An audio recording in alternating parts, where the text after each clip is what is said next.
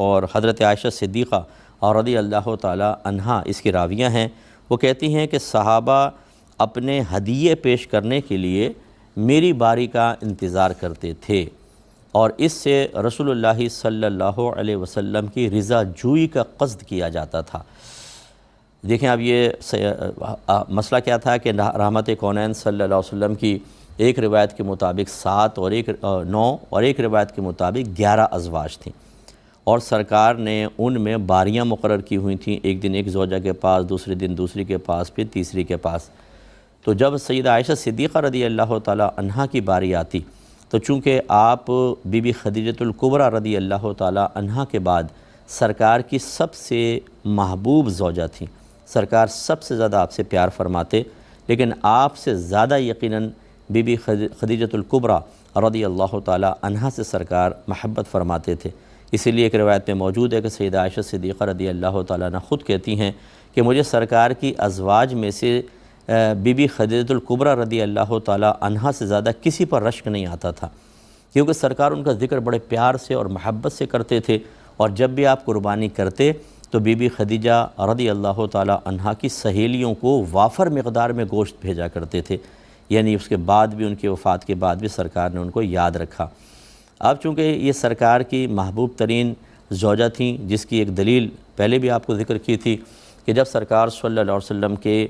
حیات طیبہ کے ظاہری ایام بالکل کم رہ گئے، یعنی آخری ایام آ گئے، تو سرکار نے اپنے ازواج سے فرمایا، پہلے تو سرکار 2 روایتیں، ایک تو یہ کہ سرکار پوچھتے تھے کہ عائشہ کے گھر کی باری آ گئی، کیا عائشہ کی باری آ گئی؟ تو تمام ازواج نے آپس میں فیصلہ کیا کہ سرکار یقیناً سیدہ عائشہ کے پاس جانا چاہتے ہیں، تو ان سب نے بالاتفاق آ کر عرض کیا رسول اللہ ہم اپنی اپنی باری معاف کرتے ہیں، آپ عائشہ کے پاس چلے جائیے۔ اور ایک روایت میں یہ ہے کہ سرکار نے ان سے خود فرمایا کہ کیا تم مجھے اجازت دیتی ہو کہ میں اپنے آخری ایام عائشہ کے پاس گزار لوں؟ تو سب نے خوش دلی سے اجازت دی، تو سب نے اپنی چونکہ باریاں ان کا حق تھا، انہوں نے اپنا حق خود ہی ساقط کیا، رحمت کونین صلی اللہ علیہ وسلم سیدہ عائشہ صدیقہ رضی اللہ تعالی عنہا کے پاس رہے۔ ہوا کہ سرکار صلی اللہ علیہ وسلم سیدہ عائشہ سے بہت زیادہ محبت فرمایا کرتے تھے، اور یہ محبت آخری ایام تک، آپ کی حیات طیبہ کے آخری دن تک قائم و دائم رہی۔ لہذا جن سے سرکار اتنی محبت فرماتے ہوں ہمیں بھی ان سے پیار رکھنا چاہیے۔ اور صحابہ کرام کا اب طریق دیکھیں کہ وہ انتظار کرتے تھے، تحفہ دینا چاہتے لیکن رک جاتے، تاکہ سرکار جب سیدہ عائشہ صدیقہ رضی اللہ تعالی عنہا کے پاس ہوں تب ہم تحفہ بھیجیں۔ تحفہ بھیجیں گے تو سرکار صلی اللہ علیہ وسلم خوش ہوں گے، کیونکہ سیدہ عائشہ آپ کی حبیبہ ہیں، ان کے پاس تحفہ بھیجا گیا تو اس سے سرکار خوش ہوں گے، اور پھر سرکار ان کے لیے دعا فرمائیں گے۔ یہ نہیں ہے کہ صحابہ نیک عمل کوئی نبی کریم صلی اللہ علیہ وسلم کی رضا کے لیے کیا کرتے تھے، رضا تو اللہ کی ہی مقصود تھی، لیکن اللہ تعالیٰ کی رضا کے حصول کے لیے بعض اوقات ہم وسیلہ کسی اور کی رضا کو بھی بناتے ہیں کہ یہ اصل مقصود وہی ہوتا ہے، لیکن ان کی رضا سے اس رضا تک پہنچ جائیں۔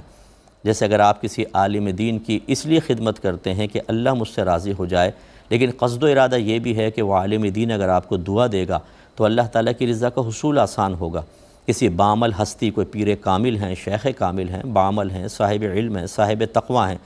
ان کی آپ خدمت میں کچھ پیش کرتے ہیں، مقصود یہ ہے کہ یہ خوش ہو جائیں مجھ سے، خوش ہوں گے تو دعا دیں گے، اور دعا یقینی سی بات ہے آخرت کی دیں گے تو اللہ مجھ سے راضی ہوگا۔ اس قسم کی جو رضا جوئی ہے اس میں کوئی حرج نہیں ہے، تو صحابہ کرام علیہم الرضوان سے ثابت ہے۔ اس کا مطلب یہ ہوا کہ دیکھیں اب یہ کیا کہتی ہیں سیدہ عائشہ صدیقہ رضی اللہ تعالی عنہا کے الفاظ دیکھیں کہ یبتغون بہا او یبتغون بذالک مرضات رسول اللہ صلی اللہ علیہ وسلم،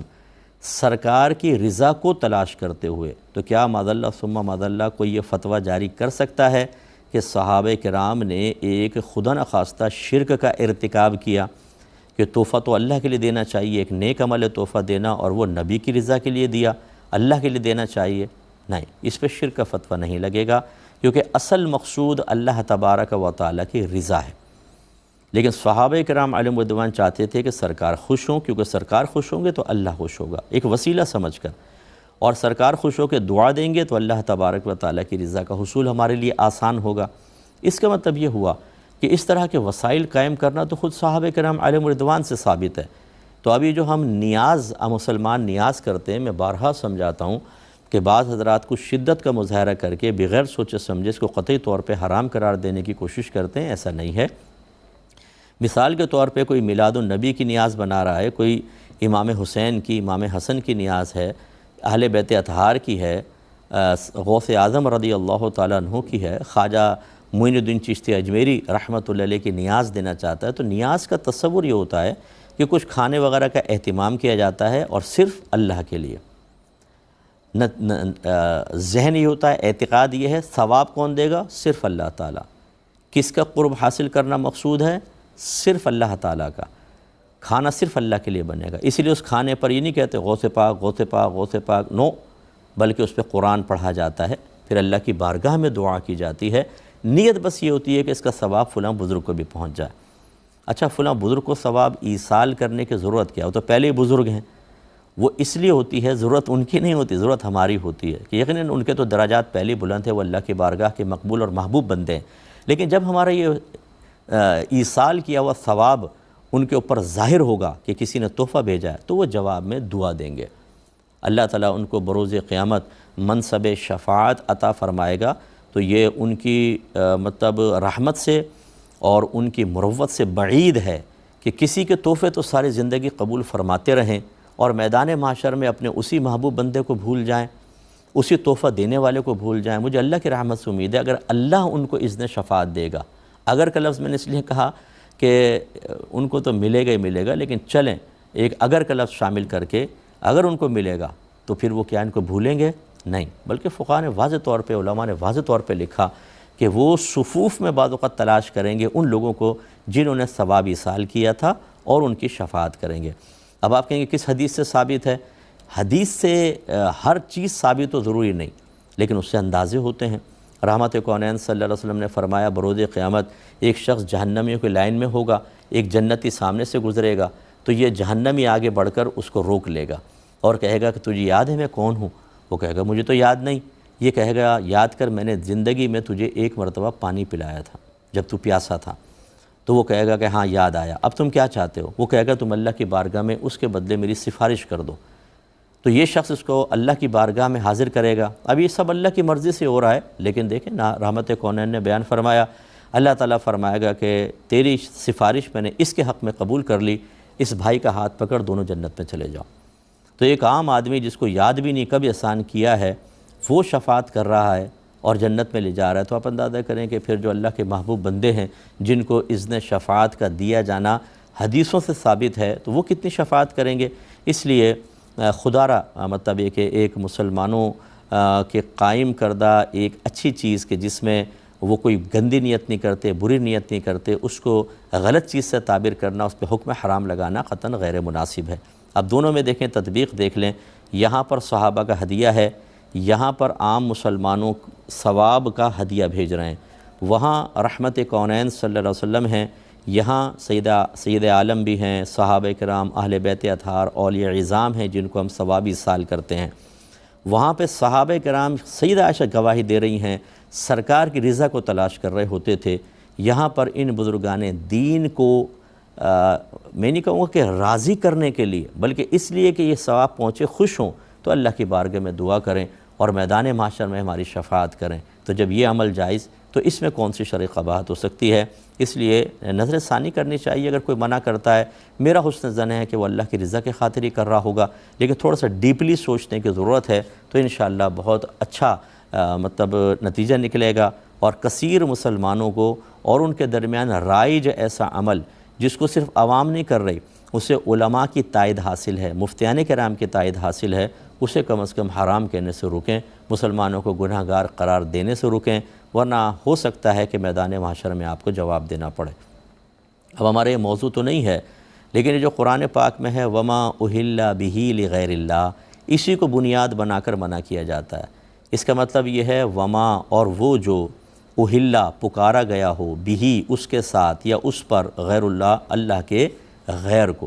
یعنی وہ بھی حرام ہے جس پر غیر اللہ کو پکارا گیا۔ تو کہتے ہیں بس جس چیز پر غیر اللہ کا نام لیا جائے وہ منع ہو جاتی ہے۔ لہذا جب آپ نیاز بناتے ہیں تو کہتے ہیں غوث پاک کی نیاز، خواجہ صاحب کی نیاز، امام حسین کی نیاز، تو لہذا یہ حرام ہو گئی۔ ہماری گزارش یہ ہے کہ یہاں پر نیاز کا لفظ تو ہے ہی نہیں، یہاں پہ تو ہے اور وہ بھی حرام ہے جس پر غیر اللہ کا نام لیا، جس سے مراد کیا ہے، جس سے مراد کیا ہے، کیا نیاز ہے، ثابت کریں۔ آئیے پھر نبی کریم کے دور میں چلتے ہیں۔ اصل میں یہ کفار بتوں کے نام پر جانور ذبح کرتے تھے، اور جب ذبح کرنے لگتے تو اپنے بت کا نام لیتے، لات کے نام پر، عزیٰ کے نام پر، منات کے نام پر۔ اس کو اللہ منع فرما رہا ہے۔ اب یہاں سے مراد ہے یہ جانور جس پہ بوقت ذبح غیر اللہ کا نام پکارا گیا ہو۔ تو آیت کا مطلب یہ ہوگا وہ بھی تم پر، وہ ذبیحہ بھی تم پر حرام ہے جس پر بوقت ذبح غیر اللہ کا نام پکارا گیا ہو۔ یہ ہے منع۔ یہاں جانور ہٹا کے نیاز کر دی کہ نیاز کے اوپر نام ہے، تو وہ آپ نے نیاز کیسے شامل کر دی، یہ کویسچن ہے۔ اور اگر آپ کہتے ہیں نہیں یہاں سب شامل ہیں، وہ غیر اللہ کے نام پر جانور کو ذبح کریں، وہ بھی، نیاز بھی، بس جس پر غیر اللہ کا نام لیا وہ حرام، تو بتائیے قربانی کے جانور کھڑا ہو اور شاہد صاحب کا ہو، آپ کوئی پوچھے کس کا جانور ہے تو یہی کہنا چاہیے اللہ کا ہے، لیکن آپ نے کہا شاہد صاحب کا ہے، شاہد اللہ تو نہیں ہے، وہ تو غیر اللہ ہے، غیر اللہ کا نام لیا، جانور حرام۔ ولیمے کا کھانا ہے، کسی نے پوچھا کس چیز کا کھانا ہے، آپ نے کہا ولیمے کا، ولیمہ کوئی معاذ اللہ خدا کا نام تو نہیں ہے، غیر اللہ ہے، غیر اللہ کا نام لیا، ولیمے کا کھانا حرام، ایسی سالگرہ کا کھانا حرام۔ سوچیے، ذرا غور کرنا چاہیے۔ اللہ تعالیٰ سے دعا ہے کہ اللہ تعالیٰ ہمیں سمجھنے کی توفیق عطا فرمائے، آمین۔